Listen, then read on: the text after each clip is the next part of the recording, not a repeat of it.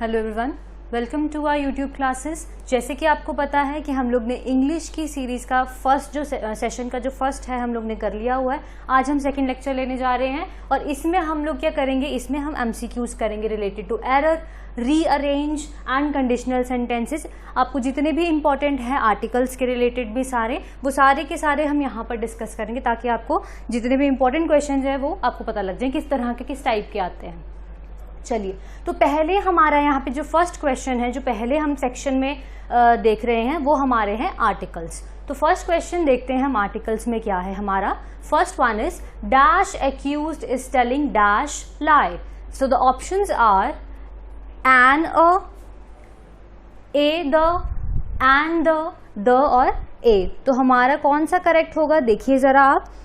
Dash accused is telling dash lie. तो हमारे क्योंकि हमें पता है कि एक्यूज्ड क्या है हमारा, हम लोग यहाँ पे बोल रहे हैं कि डैश एक्यूज्ड, कोई एक्यूज्ड है और वो क्या बोल रहा है, वो झूठ बोल रहा है। तो यहाँ पर क्या आएगा हमारा,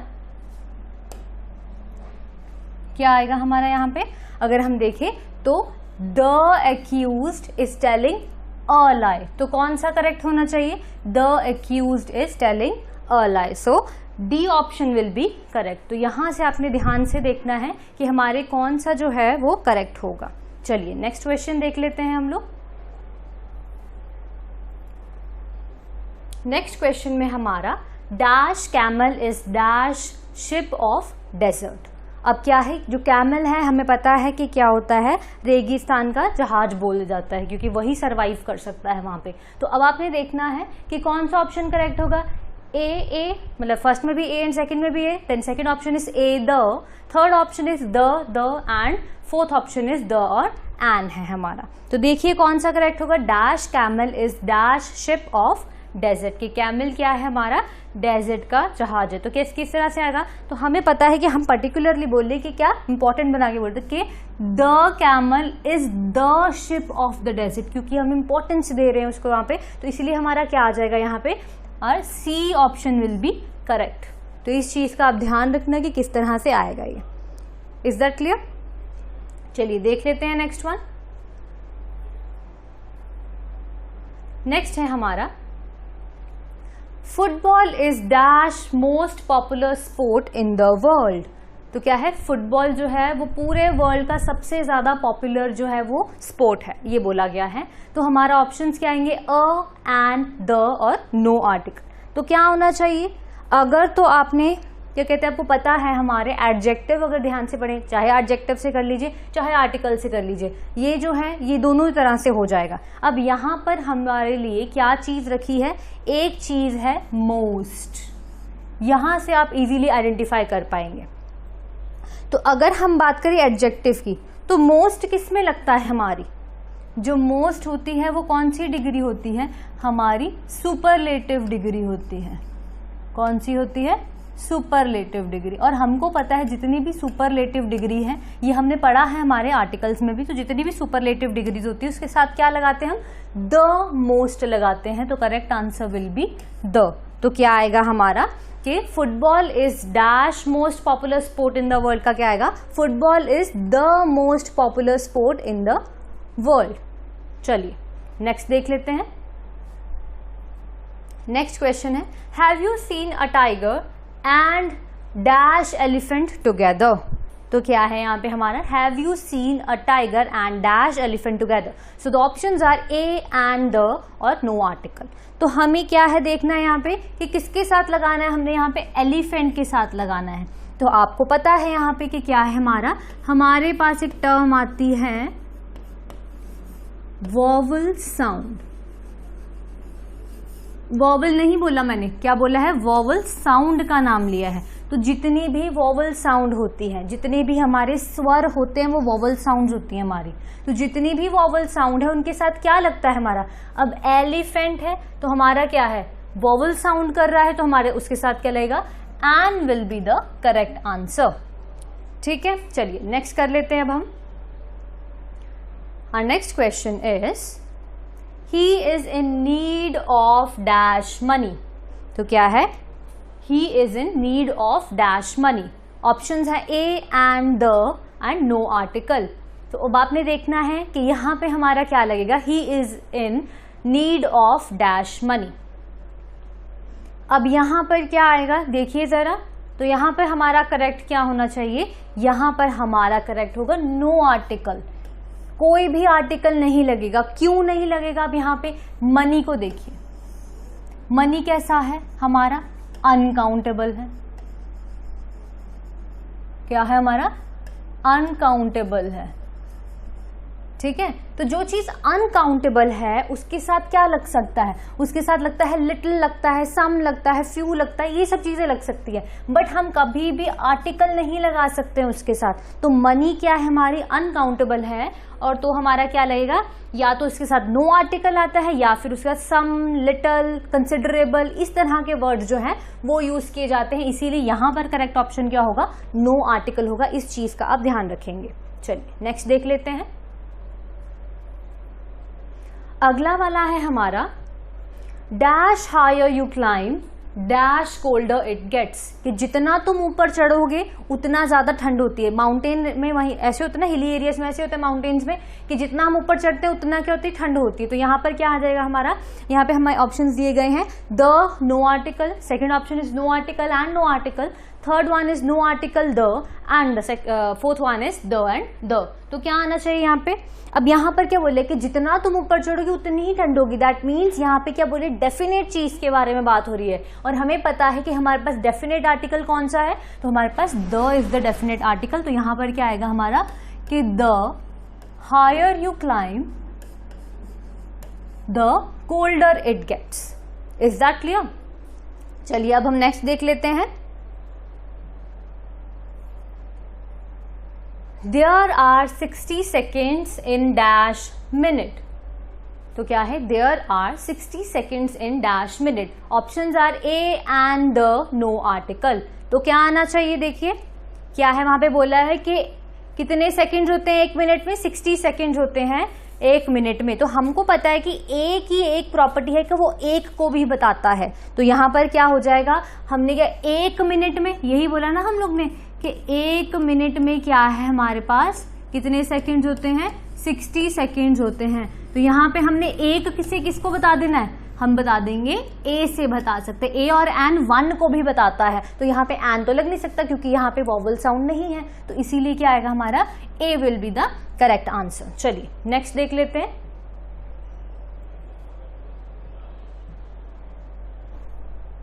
next is dash Sahara is in the northern part of Africa, कि सहारा कहां पर है, नॉर्दर्न पार्ट ऑफ अफ्रीका में है।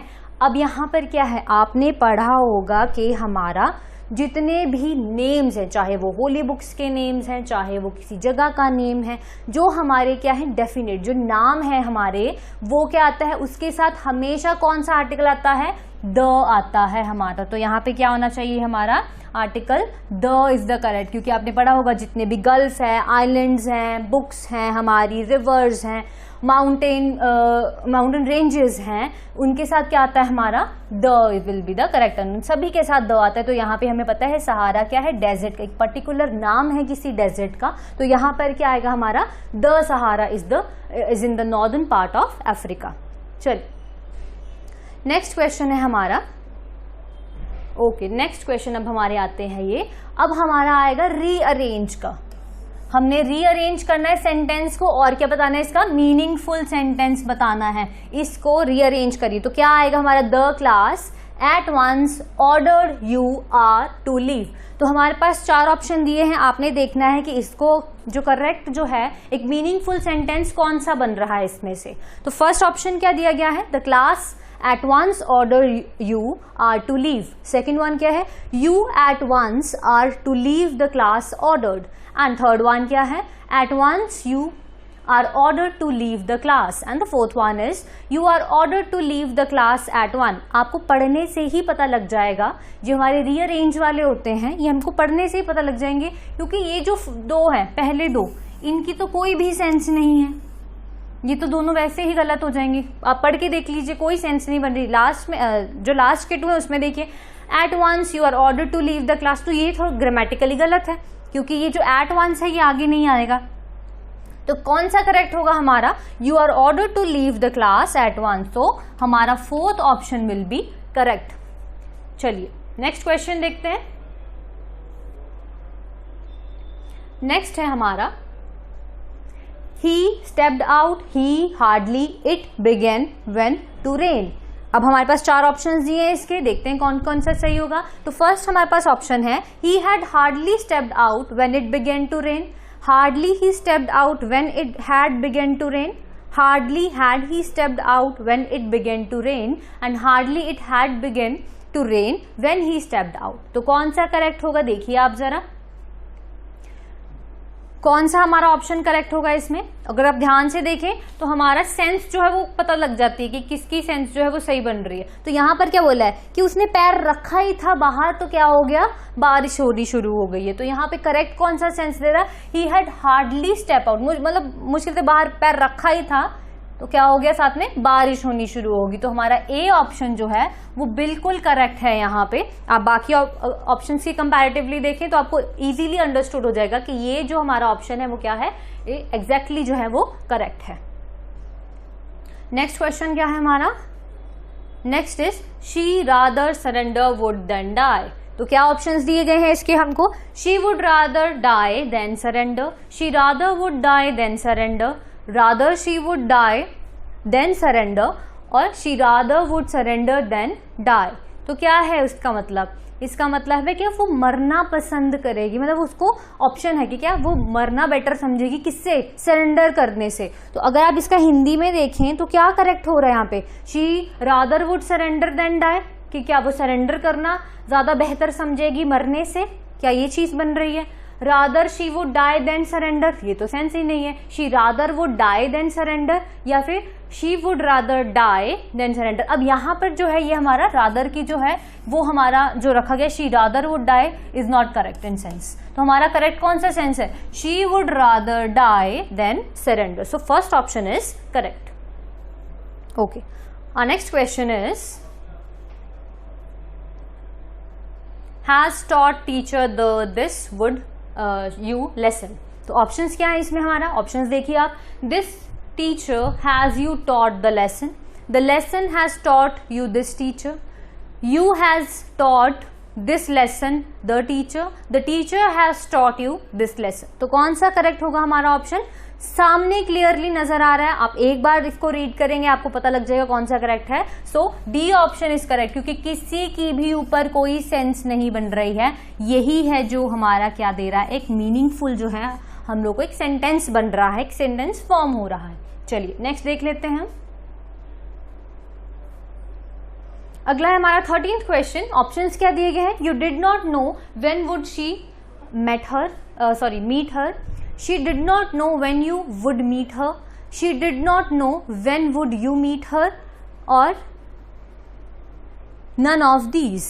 तो ध्यान से देखिए कौन सा करेक्ट होना चाहिए, इसमें आपको थोड़ा देखना पड़ेगा कि कौन सा करेक्ट होना चाहिए। अब यहाँ पर क्या कि उसको नहीं पता है, क्या लड़की को नहीं पता है कि वो कब मिलेगी, तो कौन सा करेक्ट होना चाहिए, she did not know when you would meet her, कि उसको नहीं पता है कि तुम उससे कब मिलोगे। So second option is correct, ध्यान से पढ़ना है। She did not know when would you meet her, तो ये क्वेश्चन तो नहीं है, हमारा वुड कैसे आगे आ गया है ना, तो इसीलिए तो इन दोनों में कंफ्यूज नहीं होना, इसमें वुड आगे लगा है देन हमारा यू है, तो यहाँ पर देखना यू वुड मीट हर, क्योंकि क्वेश्चन की सेंस में नहीं है। ओके, नेक्स्ट देखते हैं। नेक्स्ट हमारा आ गया यहाँ पे करेक्शन के लिए, तो हमारे जो जर्नल करेक्शन के क्वेश्चन आते हैं वो आ गए अब हमारे। फर्स्ट क्वेश्चन क्या है, if I owned a zoo I dash let people interact with animals more, कि अगर मैंने क्या किया होता, अगर मैंने एक जू ओन किया होता, अगर जू खरीदा तो मैं ओनर होता एक जू का, तो मैं क्या करता, मैं लोगों को एनिमल्स के साथ और ज्यादा इंटरेक्ट करने देता, क्योंकि आपने देखा होगा यूजुअली जू में नहीं इंटरेक्शन होती इतनी ज्यादा। तो हमारा ऑप्शन क्या है, कैन, विल, वुड, माइट। अब अगर आप इसको ध्यान से देखेंगे तो क्या बोला गया है यहाँ पे इफ बोला गया है। सबसे ज्यादा इंपॉर्टेंट चीज क्या बोली गई है यहाँ पर बोला गया है हमारा इफ, अगर ऐसा होता तो मैं क्या करता, इंटरेक्ट करने देता। तो अगर है, अभी हुई नहीं है चीज, तो क्या आएगा यहाँ पे, जब हमें पॉसिबिलिटी है, तो हमने पढ़ी थी पॉसिबिलिटी को कौन बताता है हमारा, might. So might will be the correct answer. ठीक है, चलिए नेक्स्ट है हमारा, When I see Sameer I dash give him your message, कि जब मैं समीर से मिलूंगा तो या मेरे को समीर दिखेगा तो मैं क्या करूंगा, उसको तुम्हारा मैसेज दे दूंगा। तो क्या बोला गया है यहाँ पे कि मेरे को जब समीर दिखेगा तो मैं तुम्हारा मैसेज दे दूंगा। अगर हिंदी में भी कन्वर्ट कर रहे हैं तब भी इजी हो गया ये। तो क्या है, आप बोलते हो कि मैं जब उससे मिलूंगा, हाँ ठीक है, तुम्हारा ये, मैं उसको ये चीज दे दूंगा, या फिर मैं उससे तुम्हारा मैसेज कन्वे कर दूंगा। तो अभी हम क्या बोले, कर दूंगा, तो मतलब ये चीज अभी हुई नहीं है, तो क्या होगी, ये फ्यूचर में होगी। तो I will give him your message, के मुझे दिखेगा तो मैं क्या करूंगा, उसको बता दूंगा, तुम्हारा जो भी मैसेज है वो कन्वे कर दूंगा। तो इसीलिए हमारा क्या है, यहाँ पे विल का यूज किया गया है। चलिए नेक्स्ट देखते हैं, I would have left if dash you were not coming। तो क्या है, उसने भी लिखा कि मैं वहां से जा चुका होता अगर मुझे पता होता कि तुम नहीं आ रहे हो। तो अब यहाँ पर क्या चीज आएगी, देखो ऑप्शंस क्या दिए हैं, know, had known, had knew और न्यू। तो आपने देखना है कि क्या है। देखो जितना इसको अंडरस्टैंड करके करेंगे, क्योंकि रूल्स जो हैं वो बहुत सारे हैं कि ऑक्सिलरी वर्ब के साथ अगर हैव लगा हो तो कौन सा टेंस साथ में लगता है, तो वो डिफरेंट है हमारा। बट यहाँ पर आपने क्या ध्यान देना है, यहाँ पे आपने इसकी सेंस पे ध्यान देना है कि सेंटेंस में क्या बोला गया हुआ है। कि अगर मुझे पता नहीं, मैं वहां से चला जाता, अगर मुझे पता होता कि तुमने नहीं आना है, तो आपको पता है कि ये पास्ट की बात हो रही है, तो यहाँ पर क्या आएगा, यहाँ पे सबसे ज्यादा करेक्ट, अगर हम वैसे देख लें तो ऑक्सिलरी वर्ब के साथ, हैव के साथ क्या लगा है हमारा, पास्ट लगा है। देखो यहाँ पे, चाहे आप मीनिंग के साथ कर लीजिए, चाहे आप वैसे कर लीजिए, ठीक है, मीनिंग के साथ कर लीजिए या फिर रूल के साथ कर लीजिए। तो क्या लगा है, ऑक्सिलरी, ठीक है, मॉडल वर्ब लगा है, फिर क्या लगा है हमारा, हैव लगा है, एंड देन हमारा क्या लगा है, पास्ट फॉर्म लगा है। तो हमारा यहाँ पे क्या आएगा, पास्ट पार्टिसिपल लगता है हैड के साथ। तो अब यहाँ पे वैसे देख लीजिए कि मुझे पता होता कि तुमने नहीं आना है, तो यहाँ पे क्या, I had known will be the correct answer.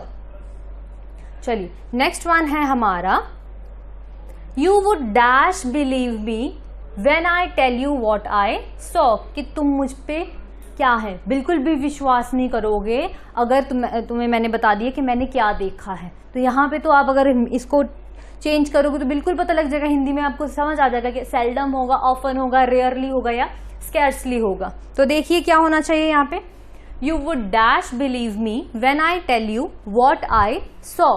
तो क्या होगा यहाँ पे, यहाँ पर क्या करेक्ट होना चाहिए हमारा। अब यहाँ पर आपके लिए एक और हिंट दिया गया है, जो क्या है हमारा, when I tell you what I saw.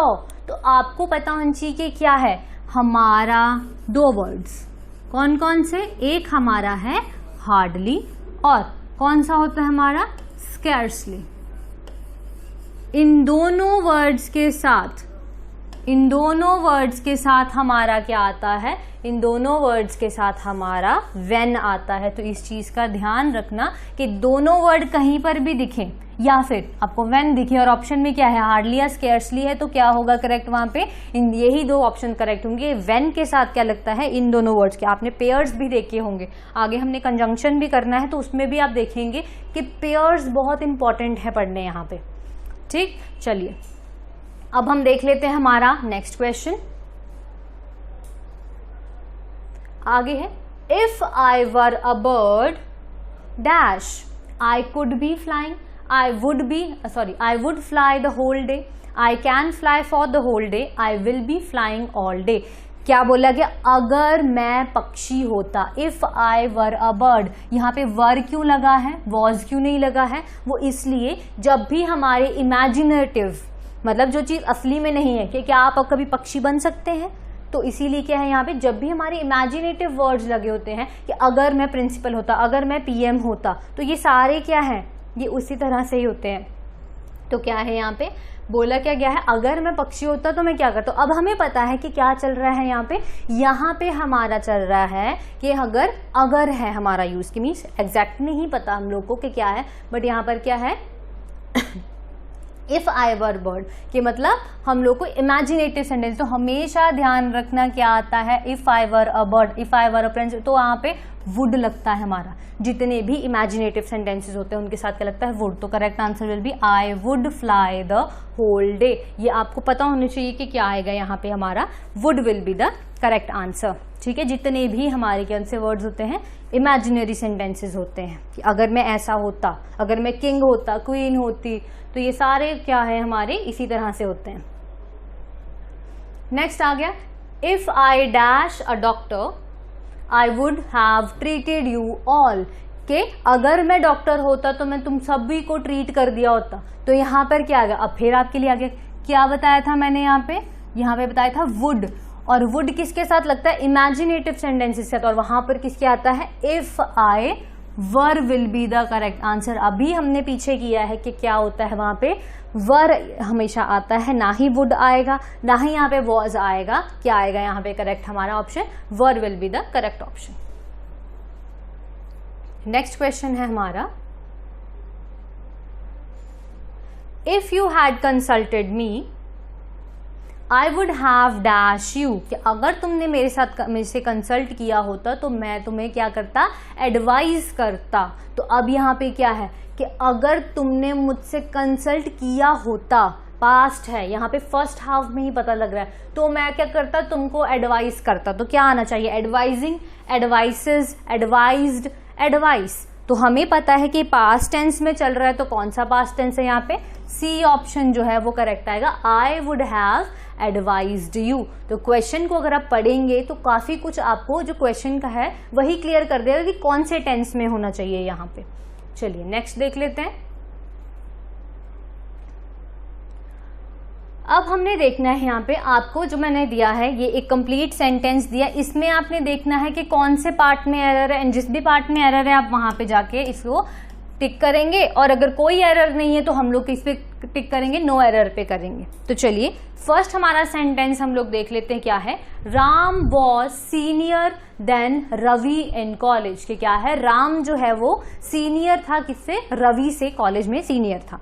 तो इस चीज में क्या आएगा, अब यहाँ पे क्या क्या ऑप्शन दिए, कहाँ पे गलती हो सकती है, Ram was senior than Ravi in college या नो एरर। तो आप बताएंगे मुझे कि कौन से पार्ट में एरर है। तो हमने देखना है यहाँ पे एरर, तो क्या बोला गया यहाँ पे कि राम सीनियर था किसमें, कॉलेज में, रवि का सीनियर था। तो यहाँ पर क्या आएगा, ये जो वर्ड है हमारा सीनियर, चाहे हमारा वर्ड होता है हमारा जूनियर, ये जो वर्ड है इनके साथ क्या लगता है, दोनों के साथ टू लगता है, हमारा देन नहीं होता है, देन इज रॉन्ग, हमारा क्या लगता है, सीनियर टू, जूनियर टू। तो यहाँ पर क्या आएगा, यहाँ सीनियर देन की जगह क्या आना चाहिए, यहाँ पे टू आना चाहिए। तो करेक्शन का मतलब करेक्ट कहाँ पे होगा हमारा, यहाँ पे कौन से पार्ट में एरर है, हमारे बी पार्ट में एरर आएगी। चलिए नेक्स्ट देख लेते हैं। अगला क्वेश्चन है, it was him who came running into the classroom. तो कौन से पार्ट में एरर है, फाइंड आउट करिए। It was him first part में, सेकंड पार्ट है who came, third part is into the classroom, and fourth one is no error. तो आप देखिए इसको कि किस पार्ट में एरर लग रहा है आपको, कि कौन से पार्ट में एरर है यहाँ पे। अगर हम इस क्वेश्चन को ध्यान से पढ़ें तो क्या है, it was him who came running into the classroom.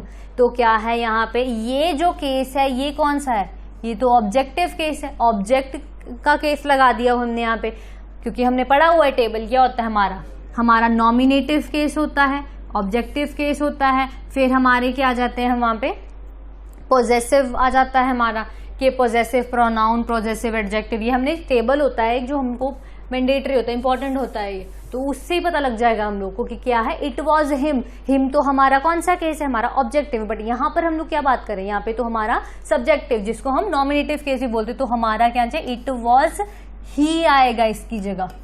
तो क्या आएगा, it was he, who came running into the classroom. तो ये हमारा ही जो है वो हमारा नॉमिनेटिव केस है। तो क्या आएगा यहाँ पे हमारा, ये हमारा क्या है, नॉमिनेटिव केस है। और वहां पर क्या लगाया था, वहां पर हमारा क्या लगाया था, ऑब्जेक्टिव केस लगाया था। तो इस चीज का ध्यान रखेंगे, ठीक है। नेक्स्ट क्वेश्चन देख लेते हैं हम लोग।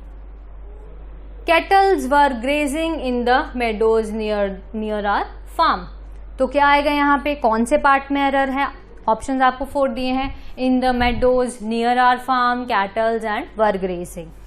ये हमारा नाउन के उसमें आता है कि हमारे कुछ ऐसे वर्ड्स होते हैं जो प्लूरल की तरह यूज करते हैं, सिंगुलर की तरह करते हैं। तो ये आपने वहां पर पढ़ा होगा। तो क्या आना चाहिए यहाँ पे, जरा देखिए कि कौन से पार्ट में आ रहा है। Cattles were grazing in the meadows near our farm. तो कहाँ आएगा, कौन सा गलत है यहाँ पे, यहाँ पर हमारा कैटल्स गलत है। क्या आता है यहाँ पे, हम अगर लिखते हैं हमारा वर्ड कैटल तो वो भी हमारे पशुओं को ही बताता है, ठीक है। तो ये एक ऐसा वर्ड है जो क्या बताता है हमको, जो हमको बताता है कि ये ग्रुप को भी बता देता है हमारे। तो यहाँ पे एस नहीं लगाते हैं, अगर हम एस लगाते हैं तो ये गलत हो जाता है। तो कैटल जो है वो क्या होता है, उसका मतलब ही, इसका मतलब ही क्या है, प्लूरल फॉर्म है कैटल का। तो एस नहीं लगाएंगे हम यहाँ पे, ठीक है। यहाँ पर क्या होगा हमारा, यहाँ पर एस नहीं आएगा, क्या होगा हमारा, कैटल होगा। तो हमारा कौन सा आएगा, सी ऑप्शन जो है वो करेक्ट होगा, क्योंकि कैटल जो है वो यहाँ पे आना है। और यहाँ पर क्या लिखा है हमारा, कैटल्स लिखा हुआ है। चलिए अगला है हमारा, both the girls help one other. तो क्या है, दोनों लड़कियों ने एक दूसरे की हेल्प करी। वो किस पार्ट में एरर है, both the girls help one another and no error. तो देखिए कहाँ पे मिस्टेक होगी। अगर हम लोग इसको देखें आराम ढंग से तो क्या होता है हमारा, एक होता है हमारा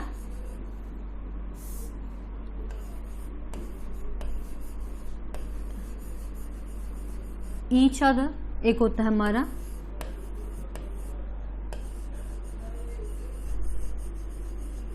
वन अनदर। ये 2 वर्ड्स हैं, इसको ध्यान से देख लेना। 2 वर्ड्स होते हैं हमारे जब हम 2 लोगों की बात कर रहे हैं।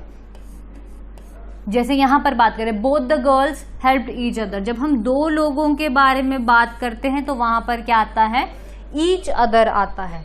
और वन अनदर कब आता है, जब हम किसके बारे में बात करते हैं, मोर देन 2 पीपल के बारे में बात करते हैं। तो मोर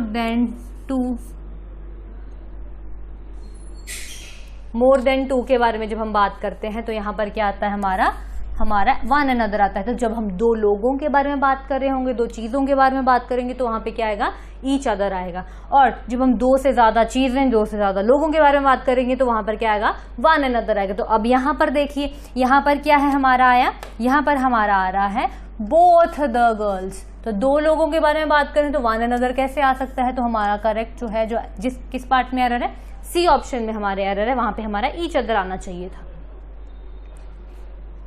चलिए नेक्स्ट है हमारा, either of the roads lead to the park. कि ईदर का मतलब क्या होता है, ईदर तो दोनों में से कोई एक रोड किधर को जा रहा है, पार्क की तरफ को जा रहा है। तो अब आप देखेंगे कौन सा है हमारा, इसमें हमारा ऑप्शंस है either of the roads lead to the park और नो एरर। तो क्या आना चाहिए यहाँ पे हमारा, कि ईदर का मतलब क्या होता है, जैसे ये 2 है,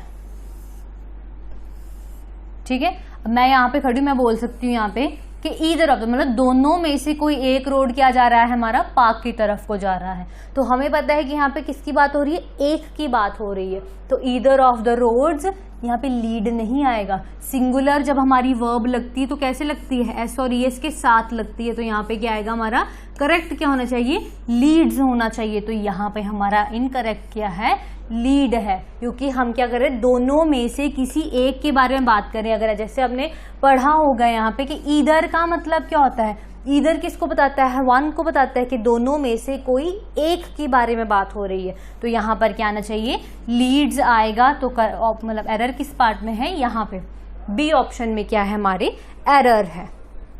चलिए अब देख लेते हैं हम लोग अपना नेक्स्ट क्वेश्चन।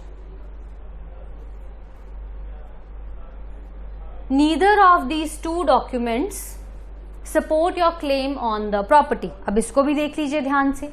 कौन से ऑप्शन दिए गए हैं? Neither of these documents, support your claim, on the property and no error. तो यहाँ पर क्या बात कर रहे हैं कि दो डॉक्यूमेंट्स के बारे में बात कर रहे हैं कि दोनों में से कोई भी, ना ही पहला ना ही दूसरा, क्या है, दोनों में से कोई भी एक डॉक्यूमेंट जो है वो सपोर्ट नहीं करता है आपके प्रॉपर्टी के क्लेम को। तो यहाँ पर क्या है, यहाँ पर में भी यहाँ पे ना ही ये ना ही मैं, दोनों में से कोई भी एक नहीं है।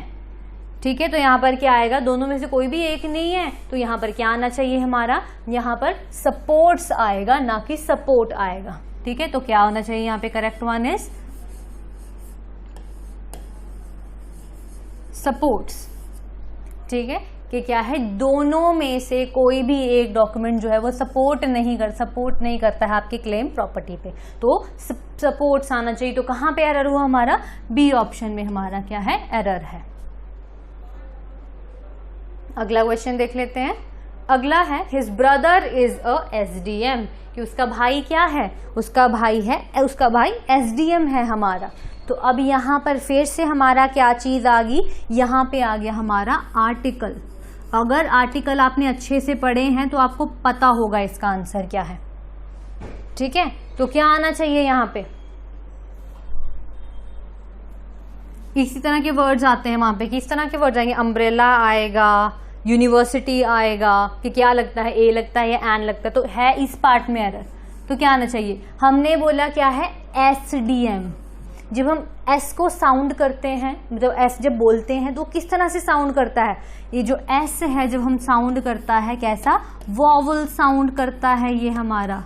तो यहाँ पर क्या आना चाहिए, ध्यान से देखेंगे इसको, क्योंकि हमने ये है हमें आर्टिकल्स में ये कौन से वर्ड किस तरह से साउंड करते हैं। तो सारा जो आर्टिकल्स है उसका ए एंड एन वाला साउंड के ऊपर ज्यादा बेस्ड होता है हमारा। तो यहाँ पर क्या आना चाहिए, यहाँ पे ASDM ना हो के NSDM होगा, इसीलिए हमारा सी पार्ट में एरर है यहाँ पे। चलिए नेक्स्ट क्वेश्चन देख लेते हैं हम लोग। A kind-hearted person give alms to the beggars, कि क्या है यहाँ पे, इसको क्या बोलते हैं हम, भिक्षा जिसको बोलते हैं ना हम लोग, वो बोलते हैं आम। तो यहाँ पर अब देखना है कौन से पार्ट में एरर है हम लोग का। A kind-hearted person give alms to the beggars and none of no error। तो कौन सा आएगा इसमें, ध्यान से देखिए किस पार्ट में एरर है हमारा। ये भी हमने वर्ड पढ़ा हुआ है, कौन सा, ये क्या होता है, ये एग्जैक्टली ये वर्ड होता है, इसकी स्पेलिंग होते हैं आर्म्स, और इसमें से एस नहीं हटाते हैं क्योंकि क्या होता है, इसको सिंगुलर या प्लूरल में नहीं होता। जो हम चैरिटी करते हैं उसमें क्या होता है, उसको हम लोग क्या कहते हैं, काउंट कर सकते हैं एस, और तो ये वर्ड एज इट इज ही लगता है, इसका मीनिंग ही होता है कि हम लोग ने जो दान दे रहा है वो किसको, एक काइंड हार्टेड पर्सन क्या करता है, बेगर्स को दान देता है। तो यहाँ पे आम ना के आम, जिसको दान बोलते हैं। तो यहाँ पे हमारा बी ऑप्शन में क्या है, हमारी एरर है। चलिए नेक्स्ट है हमारा question. You can find these books into the extreme corner of this shelf. तो आप ये बुक्स कहाँ ढूंढ सकते हैं, आपको कहाँ पर मिलेंगी ये बुक्स, के बिल्कुल एक्सट्रीम कॉर्नर में जाके इस शेल्फ पे मिलेंगी। तो क्या आना चाहिए यहाँ पे हमारा, corner of this shelf, you can find these books into the extreme and no error. तो कौन से पार्ट में यहाँ पे एरर होगी हमारे, तो अगर आप इसको ध्यान से देखेंगे तो क्या बोला गया है यहाँ पे कि एक्सट्रीम कॉर्नर में क्या है, वो बुक्स पड़ी हैं। तो अब यहाँ पर क्या वर्ड यूज किया है, इनटू। अगर आप देखेंगे, अगर आपने पुराना लेक्चर देखा होगा तो मैंने वहां पे समझाया था क्या, इन एंड इनटू बताया था आपको। इन का मतलब क्या होता है, हमारी पोजीशन को बताता है, एंड इनटू का मतलब क्या था, हमारी इनवर्ड मोशन को बताता है। तो यहाँ पर क्या बोला गया है, यहाँ पर बुक्स की इनवर्ड मोशन के बारे में बात करी गई है या उसकी पोजीशन के बारे में बात करी गई है। तो अगर हमें देखूं तो उन्होंने क्या बोले कि बुक्स जो पढ़ी हैं वो एक्सट्रीम कॉर्नर में पढ़ी हैं। तो दैट मीन्स ये किसकी बात कर रहे हैं, पोजीशन की बात कर रहे हैं। तो यहाँ पर क्या होगा, यहाँ पे इनटू ना आके हमारा क्या आना चाहिए था, इन आना चाहिए था। तो इसीलिए हमारी एरर किस पार्ट में है, हमारा सी ऑप्शन में जो है हमारी एरर है। ओके, आज का लास्ट क्वेश्चन है हमारा, ही always aimed highly in life, कि वो हमेशा ही कैसा एम रखता है, एक ऊंचा बड़ा एम रखता है अपनी लाइफ में। तो क्या आना चाहिए यहाँ पे, in life, he always, no error या एम्ड हाईली। तो किस तरह का एम रखता है? अब यहाँ पर क्या बोला है? हाईली एम्ड रखता है।